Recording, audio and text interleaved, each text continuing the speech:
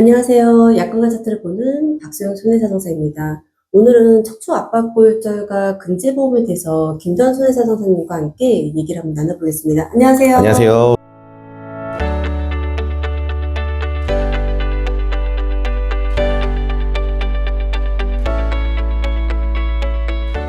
오늘 척추 압박골절에 대해서 한번 말씀드려보려고 하는데요. 네. 척추 압박골절 보통 이제 툭 떨어져서 많이 이제 골절된 경우 되게 많잖아요. 그렇죠. 낙상해서. 네, 네, 낙상해서 많이 맞죠. 떨어졌잖아요. 근데 이제 척추 압박골절하면 그 가입 연도, 보험의 그 역사에 따라서 네. 좀 다르죠, 평가하는 방법이. 장애 평가 방법이 좀 틀리죠. 네. 2005년 네. 이전 이후로 아주 크게 한번 변화가 있었고요. 그리고 2018년 전후로 또 변화가 조그맣게 좀 있긴 했습니다. 그래서 2005년 이전에 생명보험하고 손해보험은 약관을 달리 썼는데 2005년 이후로는 손해보험과 생명보험이 약관이 통일돼서 지금까지 같이 쓰고 있는데요. 2005년 이전에 가입한 생명보험의 경우에요. 척추 압박골절로 인한 장애평가가 너무 재밌습니다. 실제로 환자들 움직임을 체크해서 운동장애 평가를 하는 약관도 있었고요. 나체 상태에서의 변형을 육안으로 확인할 수 있냐 없냐 이런 약관도 있었습니다. 그러니까 그런 약관들이 밀면은 의사 선생님들께서 야 이걸 어떻게 뭘 벗겨서 해 환자를 이런 일들이 있었죠. 특히나 압박골절 같은 경우는 장애평가 방식이 잘 아시겠지만 아주 다양해요. 네, 다양합니다. 여러 형태로. 그래서 동일한 환자임에도 불구하고요. 장애에 대한 지급률이 평가에 따라 지급률이 달라지는 경우도 방황이 있어요. 그래서 압박골절 같은 경우는 전문가 상담이 필히 필요하죠. 그러면 압박골절 같은 경우는 꽉 이렇게 딱 구부러진 거잖아요. 네. 사실은 이게 핀다고 해도 이 종이 같은 것도 펴도 이렇게 자국이 남고 핀 같은 게 딱 구부러지면 펴지지 않잖아요. 네. 그렇기 때문에 압박골절 하면 장애가 남는다라고 봐야 될까요? 그냥 무조건 남는다 보시면 됩니다. 사실 우리 보상하는 우리 손해사정사들은 압박골절을 굉장히 반기죠. 예. 왜냐하면 장애 지급률이 기본적으로 꽤 높은 편이고 다 장애에 비해서. 그리고 업무 처리도 사실 그 장애 평가에 대해서만 정확하게 할 줄 알면 나머지 업무 처리는 상대적으로 좀 수월하기 때문에 굉장히 좋아하는 사건이긴 하죠. 예. 하지만 이렇게 유능한 손해사정사님이 정확하게 어떻게 하냐에 따라서 이게 15%냐? 30%냐, 또 50%냐? 네. 네, 맞습니다. 그러면 이제 사실은 금액 차이가 이제 10만 원, 20만 원 차이 나는 게 아니라 엄청 차이가 많이 나죠. 아니, 얼마 가입하고 계세요? 상위 후회장이? 저 솔직히 말해도 되죠. 네네. 저는 5억 가입돼. 5억이요? 되게 겸손하게 하셨네요. 저는 한 8억 정도 돼 있거든요. 부럽습니다.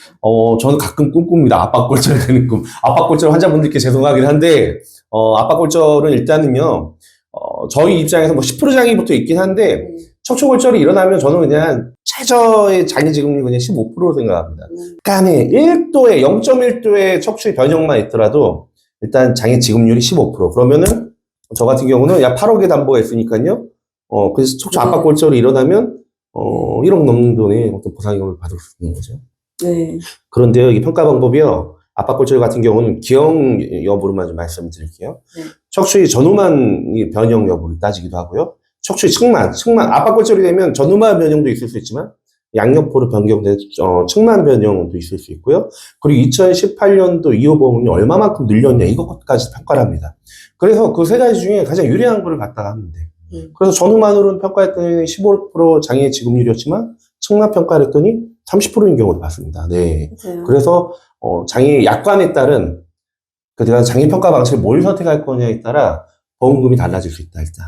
그렇죠. 네. 그 금액 차이가 엄청나다는 거. 그렇죠. 그리고 이제 보통 이제 척추 압박골절이 보통 낙상 환자들인데 떨어진다, 교통사고 환자분들한테 많잖아요. 네, 맞죠. 그래서 알다시피 저도 이제 2000년대 광명에 있는 모 병원에 가서 영업 많이 하고 이렇게 다녔는데 거기 보면 산재 환자분들이 정말 많잖아요. 거기는 진짜 지방에서도 막 올라오잖아요. 산재 사고 환자들이 보통 이렇게 추락하셔서 많이 다치는 데가 허리 압박골절. 그렇죠. 그리고 뒤에 종골이라고 해. 보통 약간 세트 형태로 많이 다치시더라고요. 네. 근제 한번 설명해 주시겠어요? 근제는, 산재는 일단은 뭐 잘 아시겠지만, 일단은 정액보상입니다, 일종의. 물론 치료비 같은 경우야, 산재에서, 치료비 같은 경우 실비로 이제 처리가 잘 되겠지만, 이후에 장애가 남거나 했을 때는 정액보상이에요. 이 사람이 일당이 얼마냐, 그 다음 등급이 몇 급을 받았냐, 이거에 따라 정해져 있다 보시면 돼요. 그런데요, 근제보험이 왜 중요하냐? 사실, 산재 사고가 일어나게 되면 회사 사장님들이 법적 책임을 뭘 질까요? 만약에요, 우리 직원들이 통상적으로 저희 경험 보면 산재 환자들 같은 경우는 회사에서 관리 감독을 잘 못해갖고 다치는 경우들이 대다수예요. 그 회사에 손해배상 책임이 있거든요. 잘 아시겠지만 우리 교통사고 나면 교통사고 환자들의 손해액을 산출하는 기준들이 있죠. 예. 그러한 형태를 1차적으로 일단은 손해액을 산출을 해놓고 산재에서 보상받은 금액을 빼봅니다. 아까 정액보상이라고 말씀드렸는데 빼봐요. 뺐는데 만약에 받을 금액이 더 있다. 그럼 누가 해줘야 되냐? 사업주가 해줘야 돼. 부담스럽죠. 예. 그렇죠. 특히나 장애가 남는 환자들 같은 경우는 매우 부담스럽습니다. 그렇죠. 혹여나 사망사고면 더 심각하고요. 네, 이런 경우를 담보해주기 위한 보험이 근제보험이에요. 네, 근제보험. 우리 교통사고 날 때 자동차보험 가입하듯이요. 산재사고의 초과 부분에 대한 손해를 담보해주는 보험. 이게 근제보험이다. 사업주들이 본인의 어떤 경제적 피해를 막기 위해서는 그래서 근제보험 가입을 해놓으심이 맞죠. 근데 지금도 이제 근제보험을 모르셔가지고 이제 연락이 주신 분들이 사업주한테 저는 연락을 받은 적이 있었거든요. 네. 근데 보면 이제 그 보통 산재와 근대는 항목별 공제라는 거 하잖아요. 네네네. 근데 산재한테는 없는 위자료 항목은 있잖아요. 그래서 맞아요. 사실은 이제 후유장애가 남는다든지 사망사건은 그 위자료는 무조건 또 받는 항목이잖아요. 네. 그래서 어떤 그 사업주분은 그러시더라고요. 이제 일을 하시다가 이제 무릎이 이제 날아가가지고 산재 다 적용받았는데 그리고 퇴사하신 거예요. 네. 그리고 손해배상으로 소송이 들어왔다는 거예요. 그럼 자기 자기한테 왜 왜 소송하냐? 소송하는지. 소송 가능할까요? 가능하죠. 예. 그렇죠. 법적인 어떤 기본적인 이제 일반적인 분들은 평생 그런 일이 한번 있을까 말까 한 일이 일어난 거니까 잘 모르실 수 있죠. 그런데 일하다가 내 직원이 일하다가 다쳤다. 그러면 회사 사장님은 방금 말씀하셨던 민사 책임을 질 확률이 높습니다. 산재 이외에 추가적인. 그렇죠. 그래서 근제보험 가입 매우 중요하죠. 그렇죠. 근제보험은 이제 모든 보험사가 이제 손해율이 높다 보니까 가입을 안 해주는 경우도 있는데 그렇다면 단체 보험이라고 해서 그 약간 좀 커버할 필요가 있겠죠. 네. 그러면 그걸 안 해놨을 때는 조그만 사고라고 하더라도 몇 천만 원 날아가는 뭐 일도 아니잖아요. 사실. 네, 그렇죠. 네. 장애 상태에 이르는 어떤 사고라 그러면은 일단 근제보험이 필요할 수밖에 없습니다. 특히 척추압박건조 같은 경우는 어떻게 될까요? 장애율이 높죠. 아시겠지만요. 척추는 장애율이 높다 보니까 장애율이 높다는 건 위자료도 같이 따라 높아지고 전체적인 손해배상금이 많이 산출될 수 있습니다. 산재에서 여기서 많이 커버를 해주면 사업주가 내줘야 될 듯 적어질 수 있긴 한데 제 경험상 볼 때 위자료 항목만 해도 몇백 몇천이 막 오고 가기 때문에요. 근제보험이 없이 우리 직원이 사고 났다. 척추 압박골절 일어났다. 사장님 타시는 차량을 판매하셔야 될 수도 있고. 그렇죠.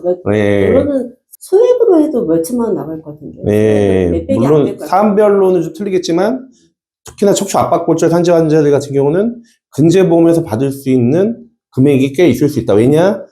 장애율이 기본적으로 높습니다. 네, 높아서. 맞습니다. 그래서 이제 그 척추압박골절 같은 경우는 특히나 어느 손해사상사가 장애를 평가하냐에 따라서 좀 달라질 수 있고, 그리고 그게 만약에 이제 사건이 있었는데 이게 산재 사건이다. 그렇다면 이런 것들은 이제 근제가 또 남아있다라는 거. 그 부분에 대해서 전문 손해사상사하고 또 상담해보면 또 답이 나오겠죠. 무조건 하셔야죠. 네. 무조건 하셔야죠. 맞습니다. 저는 박세훈 손해사상사였고요. 네, 김도환 손해사정사였습니다. 감사합니다. 감사합니다.